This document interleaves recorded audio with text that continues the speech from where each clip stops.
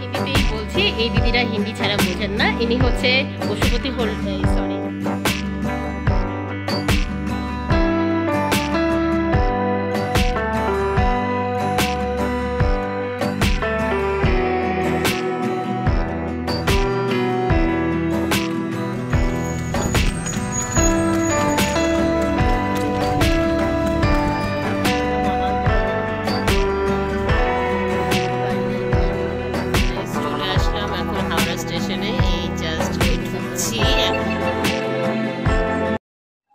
সব জিনিসের যেমন শুরু আছে আবার শেষও কিন্তু আছে। আর দেখতে দেখতে আমরা নেপালে অনেক কটা দিন কাটিয়ে ফেললাম। তো ভাবলাম চলো সব ব্লগই শেয়ার করলাম, তবে বাড়ি ফেরার ভিডিওটা কেন শেয়ার করব না। তবে চলো আজকে সেই ব্লগটা তোমাদের সাথে শেয়ার করব। সুপ্রভাত। আজকে আমাদের নেপালের কাঠমান্ডুতে শেষ দিন। আজকে আমরা হোটেল ছেড়ে দেব এবং এখান থেকে রাক্সালে চলে যাব। তো মনটা সত্যিই খুব খারাপ লাগছে, কি 9টা দিন কিভাবে কেটে গেল বুঝতেই পারলাম না। যাই হোক, আজকে এখান থেকে চলে যাব। প্রায় এখন বাজে সকাল প্রায় 8টা। হাসি মজায় ঠাট্টা আনন্দে বেশ ভালোই কাটালাম। এতটা ভালো লাগবে বুঝতে পারিনি। যদি প্রত্যেকবারই আমরা যখনই আসি বেশ সবাই মিলে একসাথে বেশ অনেকটা সময় কাটাই, তাতে বেশ সময়টা বেশ ভালোই কাটে। যাই হোক, অনেক মেমোরেবল স্মৃতি আছে। প্রচুর প্রচুর ফটো তুলেছি, ছবি তুলেছি, ব্লগ বানিয়েছি, ভিডিও করেছি, শর্টস বানিয়েছি, প্রচুর করেছি। সবাই তোমরা দেখো, আশা করি ভালোই লাগবে। চলো এবার আমার রুমমেট যারা ছিল তাদের সাথে একটু তাদের সেই মনের অবস্থাটা কিরকম, কেমন তাদের কন্ডিশন, কেমন লাগছে, কেমন কাটলো তাদের কাছ থেকে একটু শুনি। চলো প্রথমে যাচ্ছি জয়ন্তীর কাছে, আমার রুম পার্টনার। জয়ন্তী বল তোর কেমন কাটলো, কেমন লাগলো? জয়ন্তী, আমি হচ্ছে রিঙ্কুদির রুমমেট। আমরা একসাথেই নেপালে এসেছি, একসাথেই কাটিয়েছি। আমরা এরকম প্রতি বছরই আসি এক একটা ট্যুরে। তো খুব ভালো লাগলো। নেপালে আসার মতন হয়তো সময় আমাদের হতো না, অফিসের চাপে, অফিসের পারপাসেই আমরা এসেছি, কিন্তু খুব ভালো লেগেছে। এখানে জায়গাগুলোও খুব ভালো, ভালো ঘুরেছি, খুব ভালো খেয়েছি, খুব আনন্দ করেছি।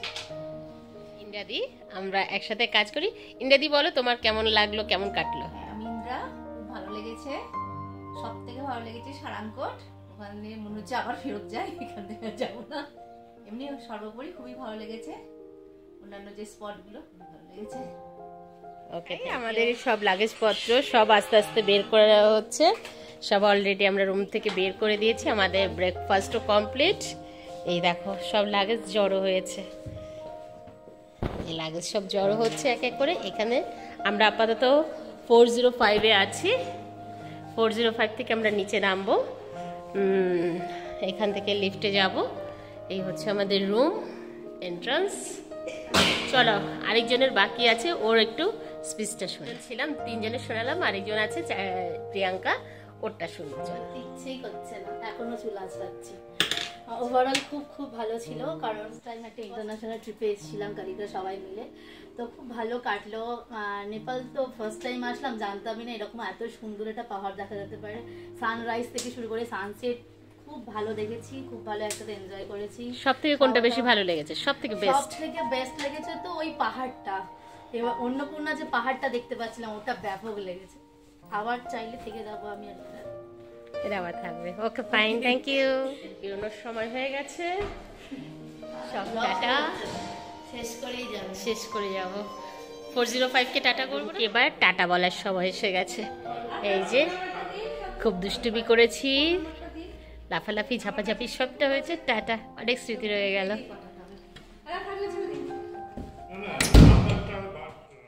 সত্যি কথা বলতে সবকিছু যেন হবেটাই বেশ ভালো লাগে, হয়ে গেলে যেন মনটা একদম খারাপ হয়ে যায়। কি তাই তো? আমাদের কিন্তু এখন মনটা সেই রকমই খারাপ। চলো বাইরে থেকে আমাদের হোটেলটাকে একবার একটু দেখিয়ে নিই। এই যে এইটা হচ্ছে আমাদের হোটেল নিরাকার। এখানে কিন্তু ফোন নম্বরও দেওয়া আছে, কিন্তু আমি একটু জুম করার চেষ্টাও করেছিলাম, জানি না তোমাদেরকে কতটা বোঝাতে পারলাম। আর ওই যে সামনেটা দেখতে পাচ্ছ, আমাদের গাড়ি কিন্তু আমাদের জন্য ওয়েট করছে। টিল 10 ডেজ আমাদের সাথে এই গাড়িটা ছিল, তো তাতে আমাদের যাতায়াতের কিন্তু কোনো অসুবিধা হয়নি। ভেতরটা ফুললি এসি ছিল। চলো একটু হোটেলের ভেতরে যাই। এই দিদিরা হিন্দি ছাড়া বোঝেন না। ইনি হচ্ছে টাকার হোটেলের দিদি। এই দিদির কাছ থেকে জেনে নেবো এখানে আসতে গেলে কিভাবে আসতে হয়। চলো শুনে নেই। आप बताइए, हिंदी में ही बताइए, आपका होटल में आने से कैसे आते हैं? निराकार, आप लोगों का स्वागत है होटल निराकार में। आप लोग होटल निराकार आने के लिए नियरेस्ट, अगर आप एयरपोर्ट से आ रहे हो तो पशुपतिनाथ ठीक आगे ही है हमारे होटल के, बिल्कुल वॉकिंग डिस्टेंस पे जाएंगे तो वॉकिंग डिस्टेंस ही आपका वही 5 से 10 मिनट लगेगा, ठीक है। और अगर आप लोग गाड़ी में आ रहे हैं तो आप लोग कुसनौली बॉर्डर या फिर रफौल बॉर्डर होते भी आ सकते हैं, बिल्कुल हमारे पशुपतिनाथ मंदिर के आगे ही है होटल। और होटल में आके मैम को कैसा लग रहा है? बहुत अच्छे, बहुत अच्छे, बहुत अच्छे। और सबके सब आइएगा हमारे होटल में, जितने भी लोग हैं अभी यहाँ पे सब बहुत अच्छे हैं, वो सब बहुत अच्छे हैं, आप लोग भी बहुत अच्छे हैं। थैंक यू सो मच हमारे होटल में आने के लिए। आगे भी किसी और को भेजिएगा, हाँ जल्दी। Okay, thank you. আর এই যে এরিয়াটা দেখতে পাচ্ছ, এখানেই কিন্তু আমরা ব্রেকফাস্ট থেকে শুরু করে ডিনার সবটাই এখানে আমরা সবাই মিলে একসাথে খেতাম। আর এখানে যে আমাদের ট্রাভেলস দাদারা, অর্থাৎ সীমানা ছাড়িয়ে থেকে যে দাদারা এসেছেন, তারা কিন্তু এখানে একটা রুম নিয়েছেন, সেই রুমে রান্না করে আমাদের খাওয়াতেন। আমরা কিন্তু এই হোটেলের খাবার খাইনি। যাই হোক, ইতিমধ্যে আমাদের গাড়ির লাগেজ পত্র সমস্ত তোলা হয়ে গেছে এবং নেপালকে বিদায় জানাবার সময় এসে গেছে। জানি না আর কবে আসবো। বেশ কিন্তু মনটা খারাপ হয়ে গেছে, আমাদের সবার মুখ চোখ দেখে কিন্তু বুঝতে পারছো। কি আর করার, বাড়িতে ফিরতেই হবে, যেতে হবে। আর ওই যে দূরে দেখতে পাচ্ছ, ওটা কিন্তু পশুনাথ টেম্পল, যেটা তোমাদের সাথে আমি শেয়ার করেছি। যারা এখনো তোমরা এই ভিডিওটা দেখোনি, প্লিজ একটু দেখে নিও। আর যেতে যেতে পাহাড় পর্বত সমস্ত কিছু দেখতে দেখতে আমাদের সময়টা কিন্তু বেশ ভালোই কাটলো। প্রায় অনেকটা সময় আমরা কাটিয়ে ফেলেছি। এখন কিন্তু প্রায় ঘড়িতে বাজে 1:30। ইতিমধ্যে দাদারা কিন্তু আমাদের জন্য খাবার দাবারের জন্য হোটেল খুঁজছে, যে একটা এরিয়াতে যে দাঁড়িয়ে আমরা একটু খাওয়া দাওয়া করব। আর ওই যে জুম করে রাস্তাটা দেখালাম, ওই রাস্তা দিয়ে কিন্তু আমরা গাড়ি নিয়ে এখানে এসেছি।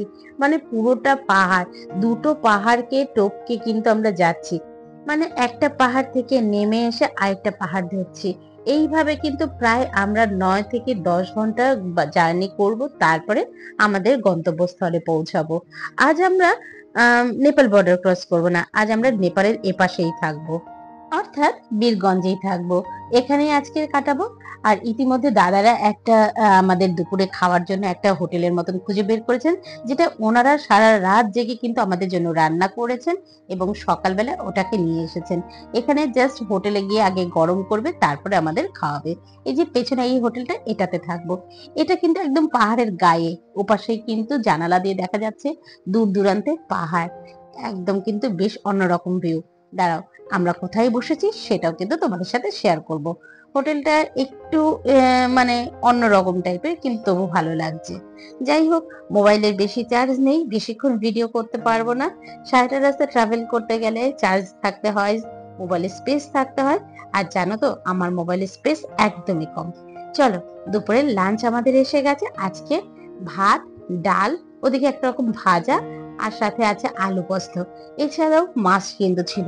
আমি আর মাছ খাইনি, আসলে পাহাড়ের দিকে এসে না মাছগুলো যেন বরফের মাছ হচ্ছে, একদমই ভালো লাগছে না। তাই ডিমের অমলেট দিয়ে আজকে লাঞ্চটা কমপ্লিট করে নিলাম। ইতিমধ্যে আমাদের লাঞ্চ কমপ্লিট করে আমরা কিন্তু আবারও গাড়িতে উঠে পড়েছি।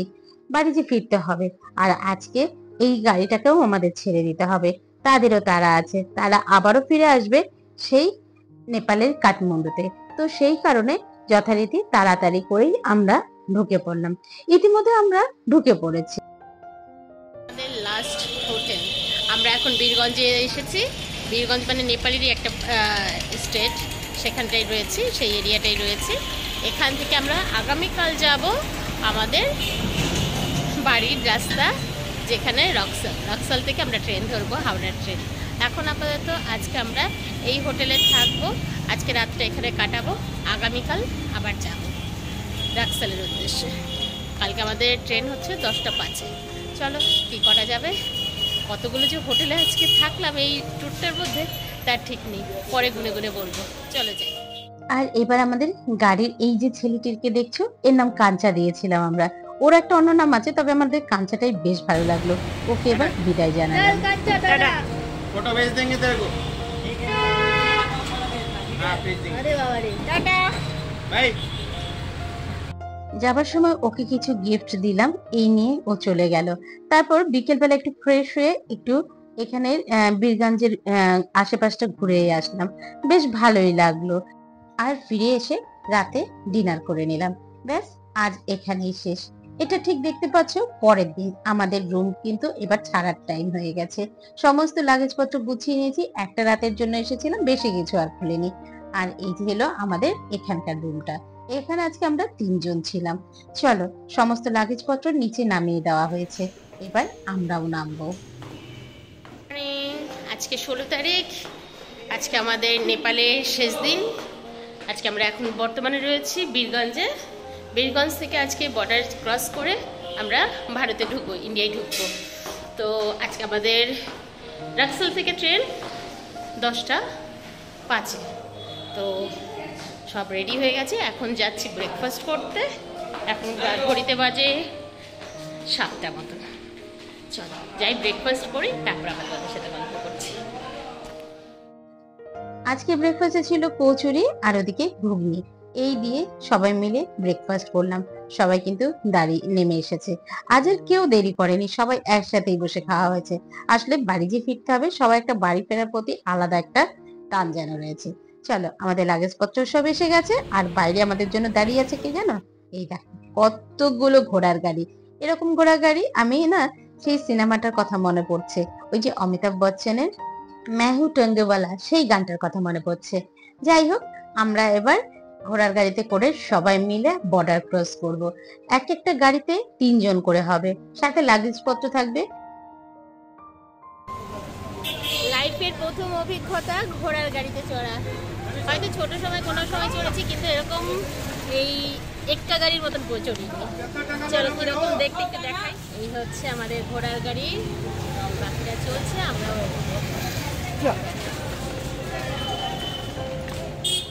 এই ঘোড়ার গাড়ির সব থেকে আশ্চর্যজনক হচ্ছে এই ঘোড়াগুলো।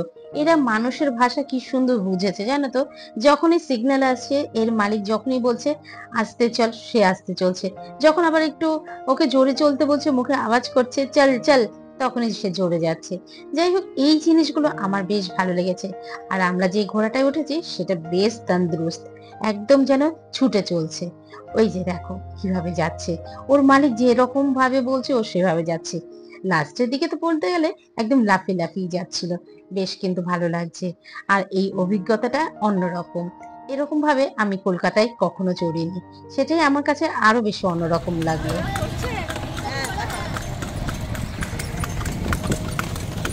যখন বীরগঞ্জ থেকে হোটেলটা ছাড়ছিলাম, তখন কিন্তু মনটা বেশ খারাপ হয়ে গেছিল।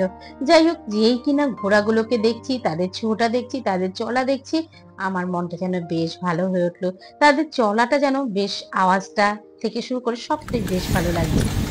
अब उनके साथ बात करिए, उनके साथ बात करिए। चल चल बात चल, बात करने में और पूछता है। हाँ, इसलिए तो धीरे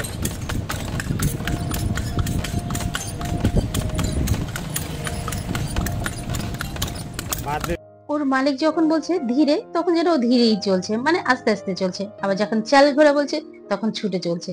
আবার আরে চল চল রে, তখন যেন আরো জোরে চলছে, একদম লাফিয়ে লাফিয়ে চলছে। দাঁড়াও, সেই চলাটাও একটু তোমাদের সাথে শেয়ার করি।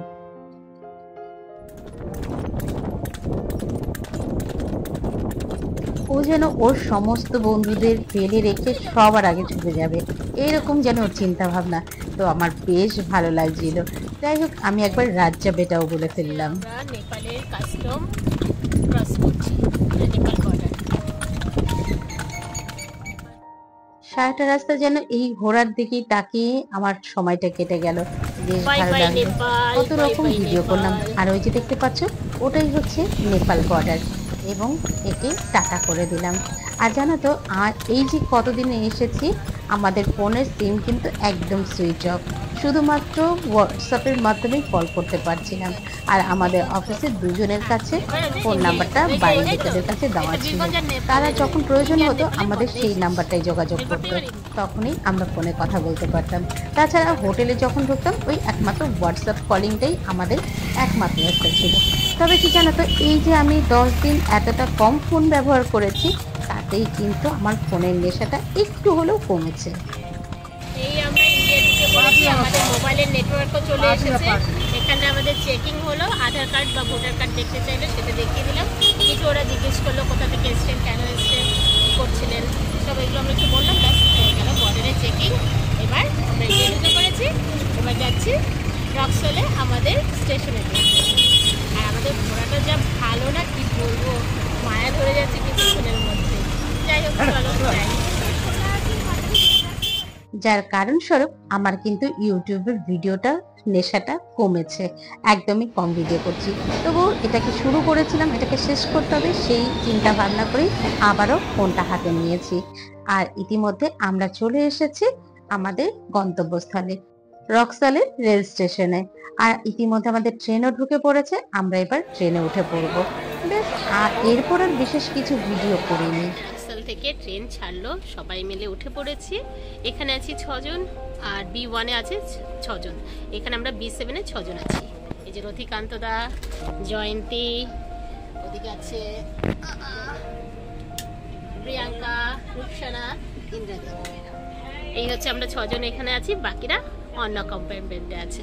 যাই হোক, সবাইকে বললাম বেশ কিন্তু ভালো লেগেছে আমাদের। তোমরাও আসো, নেপাল ঘুরে যাও, দেখো, তোমাদেরও বেশ ভালো লাগবে।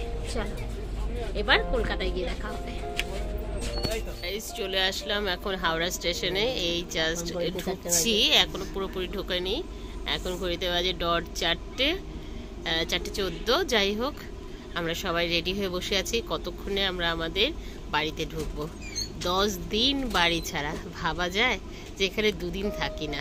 যাই হোক চলো, সব কিছু মিলে বেশ ভালোই কাটলো। আচ্ছা, সবার সাথে একবার বলি কেমন লাগলো একটু সবাই বলো। তোমাদের বাকি লাগলো বলো রূপসানা। হ্যাঁ, বাড়ি যেতে ইচ্ছে হচ্ছে না আবার আগের জায়গায় নেপালে যাবে? বাড়ি যেতে ইচ্ছে হচ্ছে। ইন্দ্রাদি, তুমি কোন দিকে যাবে? বাড়ি যেতে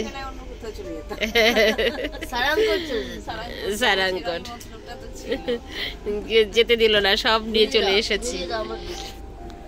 প্রিয়াঙ্কা, তোমার কথা বলো, কেমন লাগলো? ঠান্ডা লেগেছে, কিন্তু সারাংকট যেতে ইচ্ছা করছে। ঘুমিয়ে ঘুমিয়ে ভাবছিলাম আবার কোথায় যেন যেতে হবে, ঘরে যেতে হবে, ভুলে গেছিলাম। বাড়ি যাই, কালকে থেকে অফিস যেতে হবে। বড্ড কষ্ট, আমাদের অফিস যাওয়াটা বড্ড কষ্ট। বেশ আনন্দে 10 দিন কাটাচ্ছিলাম, না রান্না, না খেতে দেওয়া, না অন্য কিছু চিন্তা, শুধু ঘোরা, খাওয়া টাইম মতন আর ঘুমানো, এই ছিল। যদিও রোজ 6টার মধ্যে আমাদের ঘুম থেকে উঠতে হতো, অনেক সময় আমরা 4টার সময়ও ঘুম থেকে উঠেছি, উঠে সানরাইজ দেখতে গেছি, কোনো সময় 5টায় উঠেছি। যাই হোক, যখন যেরকম টাইম টেবিল ছিল সবটা আমরা কমপ্লিট করে। একটা মজার কথা, সারাংকটে বরফ দেখে আমাদের ঠান্ডা লাগেনি, হিমালয় দেখে ঠান্ডা লাগেনি, কলকাতায় ঢুকতে আমাদের ঠান্ডা লেগে গেছে, তাই তো? রতিকান্ত দা কি বলছেন? এদিকে আছে রতিকান্ত দা ঠান্ডা একদম জড়ে ধরে হয়ে গেছে, মুড়িয়ে রয়েছে। বাড়ি যাবেন তো না আবার ইয়েতে যাবেন, নেপাল যাবেন? না, নেপালে আর এখন যাওয়া যায় আর ইচ্ছে নেই, এখন বাড়িই যাওয়ার ইচ্ছে সব। অবশেষে হাওড়া স্টেশন থেকে আমরা ক্যাব বুক করে নিলাম এবং ক্যাবে করে ছুটে চললাম আমাদের বাড়ির দিকে। আর এই সকালবেলার হাওড়া ব্রিজটা কিন্তু দারুণ লাগছিল। চলো, আমার নেপালের ব্লগ এখানেই শেষ হলো। আশা করছি তোমাদের বেশ ভালো লাগলো। একটা ছোট্ট কমেন্ট করে যেতে ভুলে যেও না। টাটা।